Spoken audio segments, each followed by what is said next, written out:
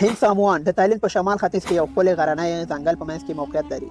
دا ځای د دریو غټو او اوږدو تیږو له امله شهرت لري چې له لرې داسې ښکاري لکه درې نهنګان چې له ځمکې راوتلي. له همدې امله دا ځای د نهنګ درې تیږو په نامه پیژندل کیږي. دا درې تیږې د بونګ کان ولایت په فیسنګ فورسټ پارک په سیمه کې موقعیت لري چې د عمر له لحاظه 15 میلیونو کلونو څخه زیات عمر لري. دا تیږې د طبیعي عواملو لکه باران، باد او د ځمکې خوځښت له امله جوړې شوي. خلک په دې باور دي چې دغه تیږې د یوې کورنۍ استازیتوب کوي چې یوه تیږه د مور نهنګ، بله د پلار نهنګ او دریم د کوچني نهنګ په نوم پیژندل کیږي. هند ساموان هر کال زرګونه سیلانیان جذبوي. د دې ځای جوړښت، ښکلا او روحاني فضا هر انسان ته یو نادر تجربه وربخښي. د درې نهنګانو په څیر دا درې تیږې نه یوازې د طبیعي ښکلا لپاره عجایب دی، بلکې د انسان له روح سره هم ژور رابطه لري.